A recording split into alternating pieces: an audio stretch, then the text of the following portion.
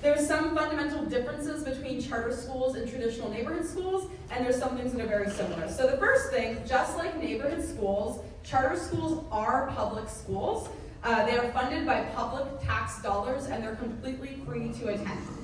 A significant difference between neighborhood schools and charterhood schools is neighborhood schools, as the name implies, they serve a neighborhood. So there's like a boundary line around the school, and if you live within those bounds, you can attend that school, whereas charter schools are open to anyone in the Fairbanks community. You don't need to live near Pearl Creek to attend Pearl Creek STEAM Charter. And then probably the biggest difference between charters and traditional neighborhood schools is charters have just a lot of freedom, and so this is seen first and foremost in the curriculum. Every single charter school, and a big draw to charter schools, is that they have a unique curriculum and a unique focus. So every charter is going to have a different focus. At Pearl Creek, our proposed school is going to focus on STEAM hands-on outdoor learning. And STEAM stands for science, technology, engineering, art, and math. Along with the freedom of the curriculum, which later we'll go into a lot more detail about what that is, we also have some financial freedom. So with charter schools, what essentially happens is the per student funding, the way schools are funded, you're given money per student, both federally and from the state funding. And in a charter school, that funding essentially follows the kids. So what happens is the money kind of passes through our district right to the charter school, and they create a budget based on the amount of children at their school. I will mention the school district holds back 4% of each child's funding to cover some administrative costs like district-wide, but for the most part, the charter receives the funding affiliated with each student, and then from that, they're responsible to pay for everything, and I mean everything. So the charter is actually paying the salaries of every single teacher there, the benefits for every single teacher, for all supplies used by the school, for the utilities, for any repairs to the school. So there's kind of a misconception that, charter schools are funded at a higher level than other schools. This isn't true. The kind of where that stems from is typically charter schools will have smaller class sizes than a neighborhood school, and that doesn't come from receiving more funding, it comes from that freedom with the money they receive. So a charter school is run by an academic policy committee, and that committee will make a budget, and in that they have the freedom to be like, you know what, we're just gonna have a part-time librarian, or we're gonna have less custodial hours because we're gonna have parents come in and take care of some of these projects. And then that money that's freed up can be pushed back to the classroom and keep class sizes smaller. And so that committee is a very important part of every charter school. This is another fundamental difference between charter schools and neighborhood schools. Neighborhood schools are primarily governed by the local school board, whereas a charter school is governed by its own board. And this board is called the APC, which stands for the Academic Policy Committee. And APCs are comprised of parents that have children at the school, staff, and teachers at the school. And this group, they take care of really the ins and outs of the charter school and make a lot of decisions for the school. And with us today, we have a lot of people from our APC. So I want to introduce them really quickly. We have, if you want to wave, Heidi Wood. She's the chair of our APC. And then Ben Loeffler is the co-chair of vice chair, that's what I was like, co-vice. We have Paula Addis is a teacher at Pearl Creek who's on the APC for the Pearl Creek Charter. We have Jennifer Redmond here. She's the treasurer for our APC, so she'll be speaking later, going into more detail on budget and finances. We have a lot of other great important guests here. Emily is here. Emily is a Pearl Creek parent and also a scientist that works with UAF and does work with Pearl Creek and will continue and expand on that work as Pearl Creek becomes a STEAM charter school. And then we of course have Shauna Henderson right here. This is the current principal of Pearl Creek Elementary School, and she is on board to continue to lead Pearl Creek STEAM Charter School. And I will make a note, there's a lot of things that makes a school unique and great and a great learning environment. You cannot downplay the leadership. So I went to Pearl Creek as a child. I had a magical experience. It's a fantastic school. My children go there now, and it has somehow gotten even better despite all the budget cuts. And so much of that is thanks to the amazing leadership. So we are thrilled to know that Shauna would still be on board as the leader of the school as Pearl Creek Charter. One other thing I wanted to mention is that So charters, the word charter, every single charter school creates their own charter. And charter is essentially the contract that outlines the school's mission, their goals, their curriculum, their budget, and all of that. And so this group of people have written this massive charter and turned it in to get approval to become a school. And so that's our next slide, is how we became a charter. Every charter school has sort of a different origin story, and in some ways the Pearl Creek STEAM origin story is unique, and in other ways it really mirrors those of all other charter schools. So as you're all very likely aware, the school board did vote to close Pearl Creek Elementary School this February. It's really impossible to tease apart us becoming a charter and that decision, because what happened is a month before they made that vote, they announced a list of 5 schools that they were thinking of closing, and at that point they asked for community feedback. And they made it very clear they were looking not for opinions or emotional appeals, but they wanted solutions. And it was at that time that over 100 parents and community members came together to develop a plan to transition Pearl Creek Neighborhood School into a STEAM magnet school. And we dove in, we put thousands of hours of work in, and we created this curriculum, and we were so excited. So we presented to the school board a really viable plan that aimed to shift our school into a STEAM-focused school and to open the doors to all of the Fairbanks community. And during that month when we were hustling to try to figure out how we could stay open and how we could help the district, we conducted a lot of community-wide surveys. And those surveys showed that this fall, there was over 100 out-of-district students who were interested in attending Pearl Creek if we're to be open this fall as a STEAM-focused school. And let me tell you, we were thrilled, so excited, because not only have we found a way to keep our beloved school open, we also found a way to help the district solve this declining enrollment problem.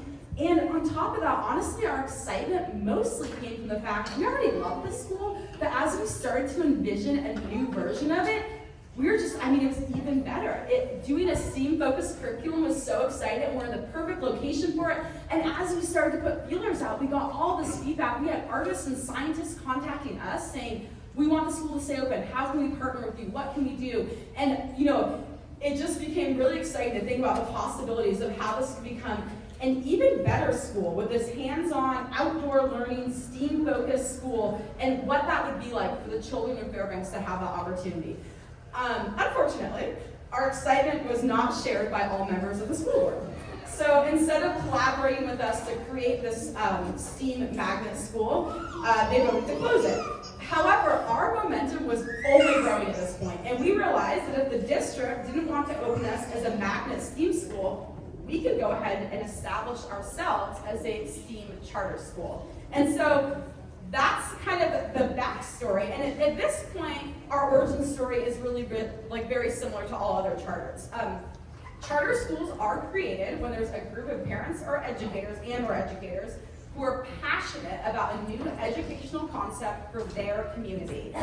And at that point, they form a team, the APC, which we talked about, and they begin to develop and write their charter, that massive document that outlines all the details of the school. So once there's a viable idea for a school, there's a well-written plan and an application, and there's evidence that there's sufficient community interest. At this point, a charter is almost always formed. And that's kind of where we're at now. Charter schools, once they have all that in, they need to be approved though, and you can either be approved from your local school board or from the State Board of Education. And because our local school board denied our application, we have appealed to the Commissioner of Education. We did that last week, and she has the authority to approve this and send it to the State Board of Education. So right now, where we're at in our timeline is we are expecting her to make a decision probably within the week. And if she approves it and sends it to the State Board of Education, we should have final approval and know whether or not we can be open this fall within a month, I would say. So we're getting really close to really knowing what our timeline is. And with that, I'm going to hand it over now to different members of our APC who have a lot more expertise in different fields of the school. So we're going to start with our principal, Shauna Henderson, and she's going to talk more about the curriculum. So come on up, Shauna.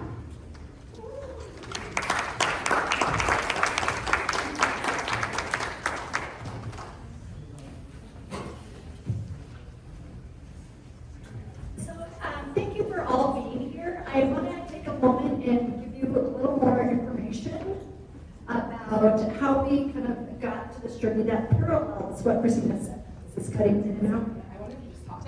Yeah, just maybe talk loud. Take a step back. Yeah, just talk loud. Take a step back. Or try that. Okay. Is that better? No. No. I also have a principal voice, so Yeah, use your I principal can, voice. okay. All right, so my name is Shauna Henderson, as Christina mentioned, and I want to talk a little bit about the journey that got us here and our STEAM focus. So about 5 years ago, as the face of public education was really changing in light of COVID, a leadership team at the school and I talked about ways we could stay relevant and appeal to our community when there seemed to be more and more options.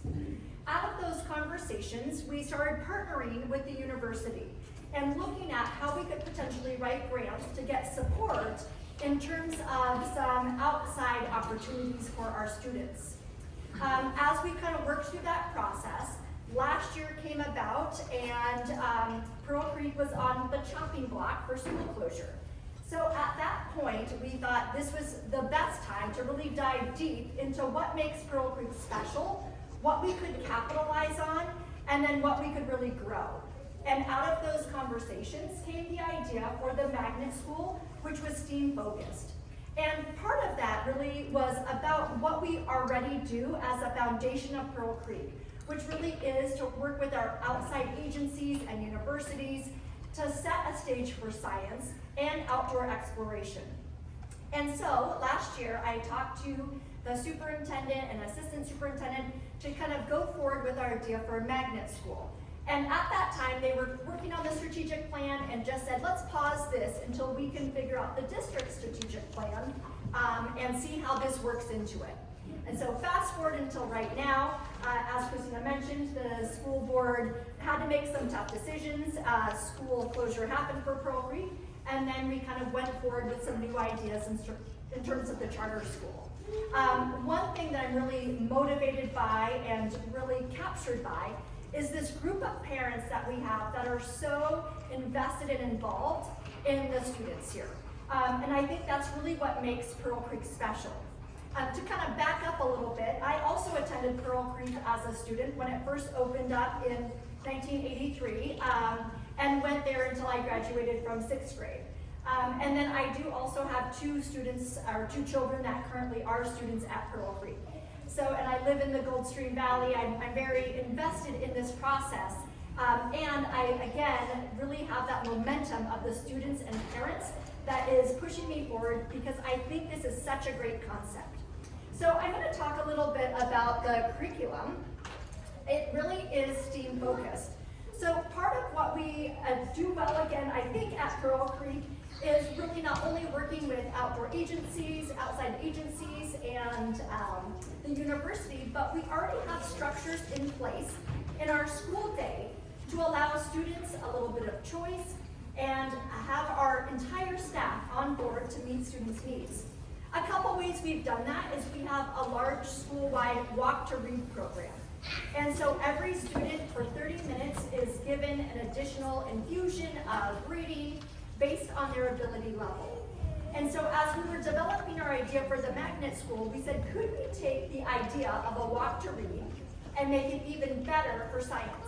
And so what we decided was we could offer students in certain grade bands, K1, 2, 3, 4, 5, the opportunity A for choice and B for science exploration, with Fridays as a deep dive or a lab day where students would go deeper into whatever content area they're learning. This would be based on capstone projects that we would have each grade band looking at and kind of working toward. Some of those capstone projects are actually built around potential field trips. So historically at Pearl Creek, our 6th graders always went to the Kenai Peninsula. They went to the space station down there, but also Kachenek Bay, and did a lot of hands-on science. And so we were thinking about those types of capstone projects being offered at each grade level as developmentally appropriate. So for example, in 5th grade, we had the idea of continuing the historical project of going down to the Kenai Peninsula. In fourth grade, that might look a little different, maybe going to Denali Park. Third grade, going to Twin Bears. Again, that's another spot that we've gone to. Second grade, really looking at our history of Fairbanks and exploring outside Fairbanks area. First grade, really taking a deep dive into the history of Fairbanks. And then kindergarten, looking at our community. So smaller type field trips to the police department, to the grocery store, to the post office. And so each one of these would have this large capstone project at the end of the school year, and then students could choose the type of science that they want to do that relates to it. So this could be one example. If we have a fifth grader who's going to Catchment Bay, they might want to do a little more research on kelp beds and biodiversity in the ocean, and then look at its financial impact, the impact to the ocean, and then maybe the social impact in the state of Alaska. So those are just some ideas that we are talking about, kind of having the students go through this experience to really tag to that STEAM model or idea. We talked a little bit about our partnerships already, but also what that would look like through a school day. Of course, we would still have math and reading and social studies, but really looking at kind of weaving those together.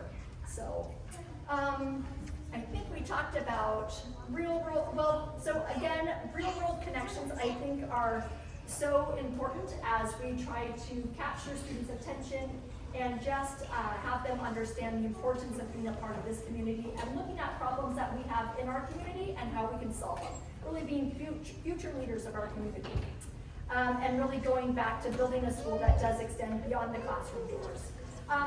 Pearl Creek has a long history of being a part of GLOBE, Project GLOBE, which I don't know if that will be talked about a little bit later or not, but many years we've been working on collecting data in terms of green up and brown down. And so that data has been pivotal in terms of kind of this international body of research.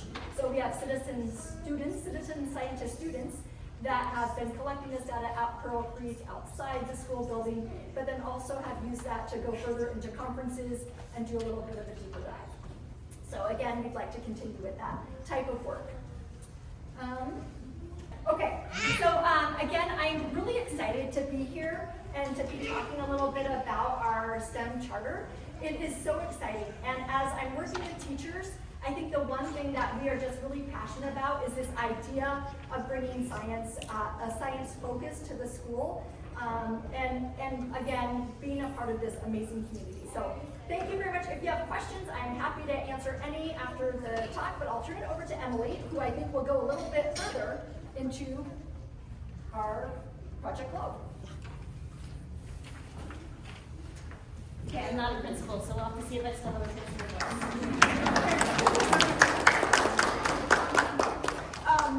So yeah, Shauna touched on some of the partnerships. So I want to highlight some specific examples.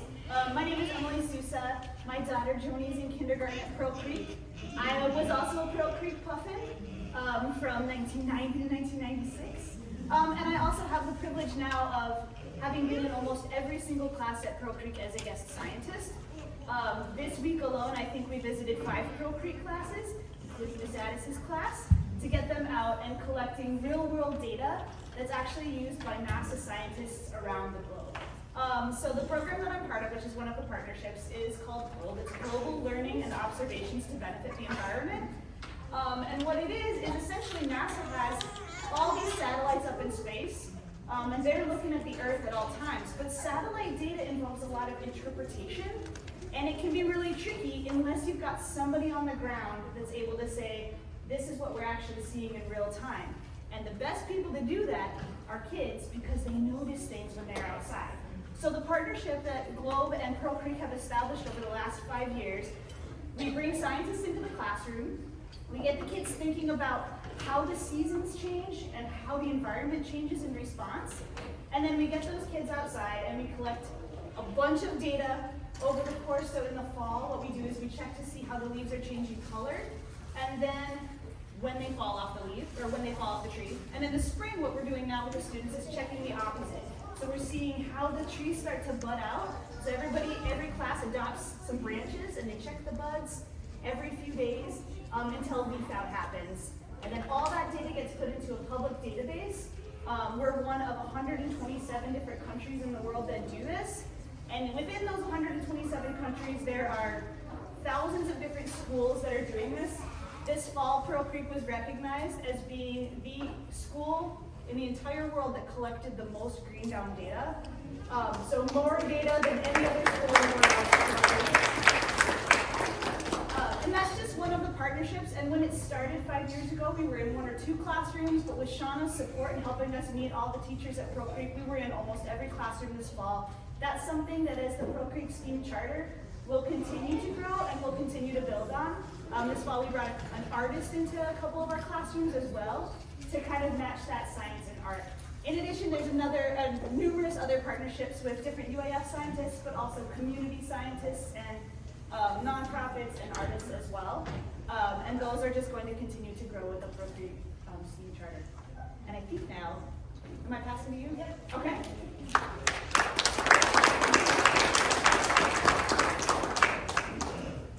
Also not a principal, so just let me know. So my name is Jennifer Redmond. I'm from Fairbanks. I'm a mother of 2. I also attended Pearl Creek as a puppet. And I'm currently the APC treasurer. So I'm here to talk about provide a high-level overview of how Alaska charters are funded and how Pearl Creek STEAM plans to not only thrive financially but support our community. So first we're going to talk about the unique way charter schools are funded in Alaska. Charter schools are public schools, so they're free to attend, open to all, and the funding is the same way as Christina described in the beginning on the first student allocation.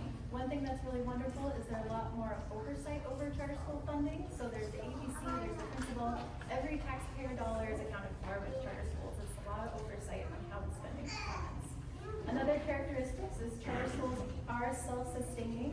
Pearl Creek STEAM is sustainable under the BSA set in 2017, and we do this by streamlining operations. So fewer administrators, more investment in the classrooms, and prioritizing what matters, which is students. So unlike other new charter schools, Pearl Creek is turnkey, so there's no new building needed, no big startup costs, and any startup expenses is supported by a $500 student grant. And most importantly, we're living within our budget. We've had our budget reviewed by and endorsed by financial experts, CPAs, CEOs, and CFOs, and the verdict is it is a financially sound plan.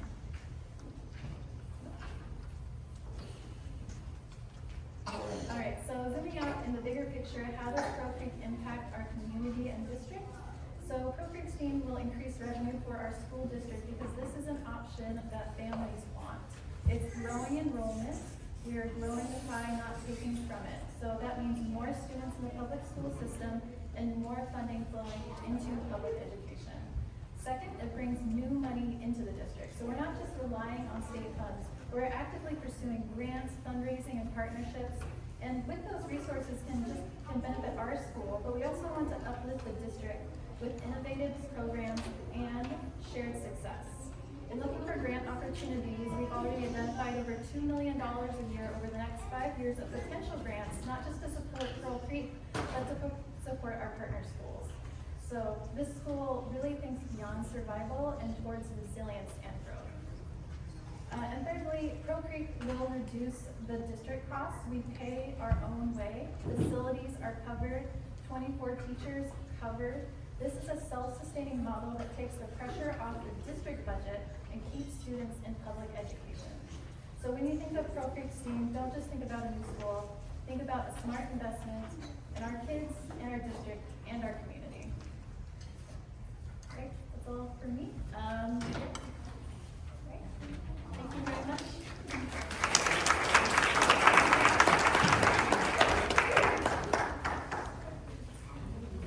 Hi everybody. I am also not a principal, so if you can't hear me, please let me know. My name is Heidi Wood, and I have the great pleasure to be the Pearl Creek STEAM APC Chair, which it's been explained to me, and we're acting as the school board for the school. So, I am also a Puffin alum. I graduated from 6th grade, and it set me on a trajectory for life. I also have 2 kids at Pearl Creek right now.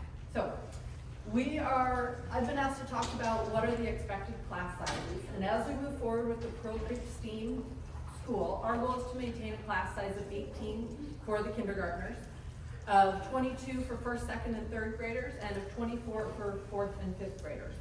As we develop, we're going to add on, the plan is to add 6th, 7th, and 8th, and the goal is to continue class sizes of 24 in those older grades as well. These lower class sizes allow more hands-on learning, greater individualized attention, and enhanced teacher effectiveness. It allows students and teachers more time together to learn. Next slide, please. So would students with special needs be accommodated? And charter schools aim to offer the same special education supports as neighborhood schools. Students with IEPs or individualized education programs or 504s can access accommodations and eligible related services, OT, PT, and speech, within the general or special education setting to promote participation and inclusion in the classroom. Some programs with specialized or intense levels of support, such as the Deaf and the Hard of Hearing program or intensive and extended resource programs, may only be available at select schools in the district, just like they are now. Not every school, every neighborhood school has those programs, so it's very similar in that capacity. Overall, charter schools follow the same federal laws and guidelines regarding students' needs for free and appropriate public education. Next slide, thank you. So the last thing I get to talk about is accessibility, transportation, and before and after school programs. Transportation, it's a big question, right? At this point, there is not busing for the 25-26 school year. However, we are committed to assisting families who need transportation in unique and creative ways. Currently, we're pulling the pieces together to identify the need so that we can find a solution that fits the need, not just a one-size-fits-all solution, because as we know, that's not how families work.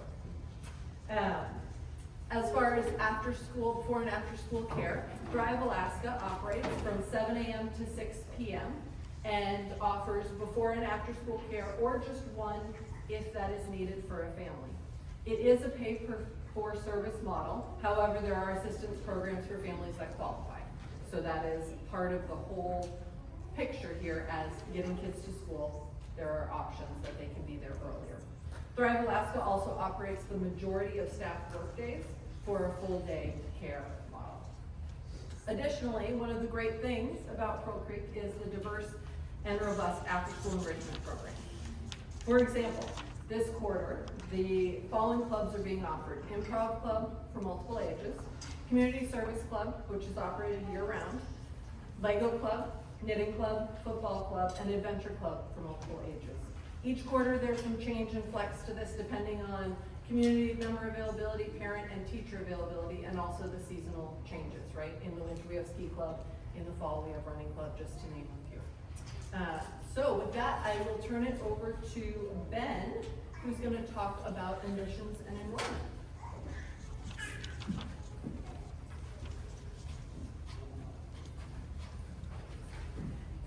Thanks, Heidi. Yeah, so enrollment obviously for the 2025-2026 school year would have to occur quickly. The good news is there's room for the school to grow beyond its current enrollment, so the target is perhaps 500 or slightly more students. And then there's sort of a tiered lottery system, and so what's been proposed is that currently enrolled students would be admitted, siblings, children of staff and founding members, students in the attendance area, and then Title I migrant ed. And so all of these would be basically stacked lotteries. So if the first group doesn't exceed the capacity of the school, that would be 100% success rate, and it would work down the chain. There's some legal and precedent. There's some gray area on what can and can't be done in a lottery, and what is district policy versus what's state law. And so I'd say, don't set this in stone yet, but this is the intention of the APC for enrollment this fall. And as has been said before, no tuition, public and free to attend, and the goal is to do as much as we can about the transportation problem for charter schools. I think it's just one slide from here.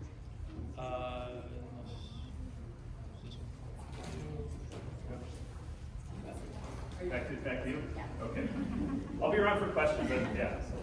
All right, so I think it's important to note, just to kind of tie this all together, we can talk about the elephant in the room. Some people don't like charter schools, and the reason why is because and I was one of those people for a long time, they seem like really great options. Like, I was very intrigued. I wanted my kids to go to Watershed, they didn't get in. But my issue was, like, these seem inaccessible, so it feels like if there isn't transportation and all these barriers that make it like only a select group of people can even send their kids to charters.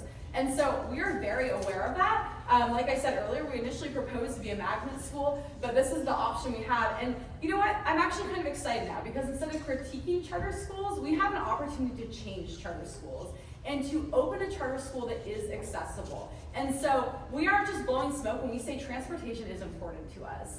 And we are hoping, if the district is willing to work with us, we have a lot of ideas for how we're going to be able to get kids to the school that otherwise don't have the option to attend. This before and after school childcare, that's huge, because a lot of times the reason families need a bus is because they're going to work. But if you can drop your kid off on your way to work, maybe you can bring your kid to school. So there's a lot of things we're working to make sure our school is accessible. And so the next thing about involvement, the backbone of a successful charter school is parental involvement. However, that can also be a barrier, and we're aware of that. So like other charter schools, this is another place we're trying to really make our school accessible. So every family will be responsible to volunteer 20 hours a year, but if your family can't do that, we're going to have a system where we have a bank. So if another family works over 20 hours, they can bank those extra hours, and families who don't have the flexibility or aren't able to can just pull from those hours. So all these things that may make a charter feel like, oh, it sounds great in theory, but it doesn't work for our family. We want to work with you. We want to take away those barriers. But we also want people to be involved. I think obviously we all know there's no secret being involved in your kids' education really helps your child's education. And for me personally, the parental involvement is exciting in a charter because it's fun to get to be a part of shaping what my kid's schooling is going to look like. This doesn't mean everyone is going to have to be involved to the same degree, but what we really want to do too is being a bigger school, there's going to be a lot to do, and so those 20 hours, we're going to offer opportunities to do those evenings or weekends, summers, then the more traditional maybe coming in and being a math tutor, so there's going to be so many different ways this looks. And one thing we haven't really touched on, and I don't have a principal voice, I have a coach voice, because my whole world is skiing outside of this. And we have some really unique things at Pearl Creek. With its setting right in the Boreal Forest, we have a huge system of groomed ski trails that are also great hiking and running trails in the fall. We have a community garden, we have a full-size ice rink. All those things are going to have to be maintained, so you don't have to be like ready to be a reading tutor. You can be over there like bushwhacking trails and getting parent hours, right? Or you can be digging in the dirt, working in the garden. There's going to be a lot of options. Maybe you bring a load of laundry home when you pick your kid up from school because there's some towels that need to be washed for the school. So we can find ways to get hours that work within everyone's schedule. With that said, right now there's some interesting opportunities, and one big perk right now is if you volunteer right now as we establish the charter, if your family banks 40 hours, you get priority to get your kid into the school. So that's one perk to get involved early. And I know one thing right off the bat, as I said earlier, we're waiting to hear at the state level whether or not we get approved to open this fall. If we do open this fall, it's really important to us that our community garden is like flourishing and it's a beautiful space that's ready for kids to come in, dig in the dirt, and do that hands-on learning. So if we are approved, we're going to form a gardening committee. And if you want to put in some hours over the summer working in the garden, that's going to be a great place to get started and be involved. But I will say, if you go to the next slide, Peter, we have a website. No, I already talked about that a lot. www.pearlcreeksteamschool.com. You can go there and read a ton of information. You can even click. There's a link to our charter. It's like a 200-page document. So if you want to read like the nitty-gritty details of the school, that's all there. There's also a link if you have a child and you're interested in enrolling in the school. Click that link, give us the information so that we know who you are, and that way any communications here on out with updates, you'll receive them. And most of all, the moment that the school does open, whether it's this fall or next, you'll be one of the first people to hear like, hey, official enrollment is open, get your kid enrolled. And then, yeah, you can also connect with us at this email address, contact@pearlcreeksteam.org. So if you're just a community member and you're interested to follow this, but you don't have a child that would be enrolling, just send an email to us and let us know, hey, add me to the list so that we can keep you in the loop as we move forward. So with that said, we're kind of in this, like, you can all join us in the hurry up and wait, right? We're like, we're so excited, we want to go, but we need to just wait for this final decision. It should come soon. Yeah, I think at this point, we are going to just go ahead and take questions. I do want to know, I'll have a little open Q&A, raise your hand, I'll call on you, and then I'll just ask whoever has like the most knowledge in that area to answer your question. But also, we're going to be here for a bit, milling around, so if you prefer to just have a one-on-one conversation with myself or anyone else from the APC, that's totally fine too. But is there anyone that right off the bat has like a question that they would like answered?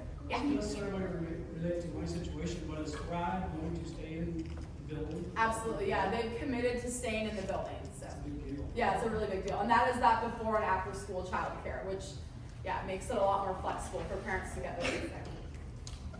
Any other questions? Yeah. What's the authority for school counselors? I believe we have one in our budget, so similar to what we've had in the past. Yeah. Are start times gonna stay the same? That's a great question. As of now, we propose to have them the same, but that is a really interesting thing. Because you're a charter school, the parent group, the ABC, we could move the start time earlier or later, whereas obviously if the district does that, it's a district-wide decision. So there are some charter schools that, to accommodate work schedules, start earlier or start later. And so as of now, we're scheduled to be the same, but that's something that could shift if there's a lot of interest in that. What's your qualification for educators? It's state standards, same as yeah. So even though we are paying our teachers, they're still part of the Fairbanks North Star Borough School District. They're still a public school within the district. So all the same requirements. Yeah. Any other questions right off the bat? I know it's early and there's a lot of uncertainty. Yeah. How many roughly do you think teachers may return to Pearl Creek as this happens? Are you going to get some of the staff back? Yeah, Shauna, do you want to take that one? Yeah, about half of our staff is committed to returning. The other about, I would say a fourth of them are retiring or choosing to leave public education. And then the other fourth just have different plans. So I feel like with our teachers and maybe even looking at teachers outside of Pearl Creek, we would have enough to staff the building with highly qualified educators. Yeah, and that's actually a great question. That comes up a lot and can be used kind of as a counter argument, like, well, if you open, you're going to pull all these teachers and it's going to upset the whole system. But the reality is, the 400 kids that will also come to the school, they will be moving out of other schools, so the same amount of teachers are required. The teacher will just be in a different building, just as the student will be in another building. So it shouldn't disrupt the system as much as kind of a quick argument that I've gotten a few times. And with that said, another important date that we've kept our eyes on, and a reason we worked really quick and really hard to get this application as quickly as possible, is we know teachers have until June 30th, and they can switch positions within the district. So if we were to get approval before June 30th, any of our teachers can switch right back, and any other interested teacher can also shift and decide to teach at Pearl Creek STEAM, apply for a position there. So there is time to still staff the school as long as the state makes this decision relatively quickly. So currently our son is at Pearl Creek and we wanted to go to next year. Would he just be switched back over or? Yeah, that's a great question. You would have to actually apply for Pearl Creek. You would get priority enrollment, so he would 100% get in. There'd be like no chance he wouldn't. However, you would have to actually do the application. So as long as we have your email address, again, the moment that enrollment actually officially opens, we'll let you know. Sorry if you covered this before, but so you filed on the 23rd, the state's got 3 days, right, to make a decision. Is that kind of the final stop, or are there like negotiations? Yeah. After that, like, are there other steps that could drag it out farther? I mean, I feel like there always are in politics, right? However, the Commissioner of Education has our application. She has the appeal now. she has made it very clear to both us and the school district she'll work as quickly as possible. And so we really do expect her decision next week, absolutely. And at that point, if she approves it, it goes to the State Board of Education. They have indicated they're willing to meet out of session and work quickly because they're all aware if we want to open this fall, everything needs to happen pretty quickly. So I think they're trying to like be as thorough as possible, but also as quick as possible. And so at that point, if the State Board of Education approves us, their decision supersedes our district's, and then we would be open. How that all plays out, you know, there could be little bumps in the road, but ultimately, that is the other way to get approved and open. So there's that is how we would open this fall. Yeah. Aside from filling out the intent to, you know, go, is there something families can do to encourage the process to be a yes? Yeah, that's a really great question. I think encouraging anyone else you know that is interested in the school to also fill out the intent to enroll, the more interest we have. Again, coming back to what I said earlier, really when you have a viable plan, you have a new educational opportunity, you have the staff and the community support, and then you show that there's enough people who want to attend this school, really it is within state law, you legally have the right to open that charter. The only reason a charter can be denied is if there's like a glaring issue, like the application is, you know, if it's not a viable school, if there's something. So I think having enough interest is really important. And then if for some reason one roadblock that could be thrown up is if our school district digs their heels into the point where like, oh, we're gonna sue, like we're gonna take this to court. And at that point, I think some community pushback like, hey, you represent the community and the community is asking for the school, so we would ask that you don't litigate and you work with these community members trying to open that school. So the reason given for closing Pearl Creek was deferred maintenance. Is that going to be an issue down the road for the charter school? That's a really good question. Fund that deferred maintenance because it's physical. You know, we walk down there and there's a retaining wall that could be fixed. Right? What plans do we have for addressing this deferred maintenance? Yeah, that's a great question. So the question was, the reason the district gave for putting Pearl Creek on the closure list 2 years in a row was deferred maintenance. And so we did a deep dive into trying to understand, okay, why is that? Why they're closing us? What does that mean? And what we realized pretty quickly is the building is actually owned by the borough, and any large repairs are on the borough. Essentially, the school district rents the building from the borough, so we are responsible for small repairs, but large things like the boiler going out or fixing the road, the borough actually pays for that. And that's a whole separate pot of money. That's through capital improvement projects, not through their education funding. So them going in and fixing these bigger issues doesn't impact education funding at all, and they are responsible for that, and they've indicated if there's something that's actually pressing and needs to be fixed, that is on them, and they will be doing that. So it's more of the smaller maintenance things, and those are part of our budget. Has the borough committed to what is in the Pearl Creek? I'm guessing you're talking that. One more time, sorry. And has the borough committed to letting you lease? So yeah, so if right now the school district is holding on to the building for 1 more year, and then the school bonds are released, and then they can give it back to the borough. And we do believe in the borough's strategic plan for the Fairbanks community is offering more STEAM education opportunities. And we've gotten a lot of support across the board from borough assembly members. They're excited about this school. So if the school district gives the building back to the borough, I do believe they would be willing to rent it to us as well. But state law says if a school district owns a building and it is empty, the right of first refusal goes to charter schools. So we have the first right, any charter has the first right to move into that building. So that's actually just the law. So the school district should be willing to let us lease the building from them this year if we get approved. And then they can decide, I believe, at the end of that year, if they want to turn it back to the borough, then we have to negotiate renting it from the borough. Sorry. Cool. Any other questions? So is hiring teachers for charter different than how regular public schools get teachers? Like, do you have more say when teachers are hired? Like, do you get to interview? I don't know how that works with public schools. Let Shauna Do you answer get that. assigned teachers? Yeah, so the jobs are posted in the same fashion that they're posted for other schools. And then the only difference is currently at a public neighborhood school, I with 3 other members of the school form a hiring committee. And once an applicant is vetted, then we go through the process of interviewing the candidates. The only difference with a charter school is the APC is part of that team along with the principal. So instead of teachers, it's the APC board. Any other questions? All right, well, thanks so much for being here. We're really excited about the school and hoping to open soon. Again, anyone in one of these shirts or the lovely Miss Henderson or Miss Addis here can answer questions too. So feel free to grab some more food, grab anyone in the team shirt if you have any more questions. Thank you.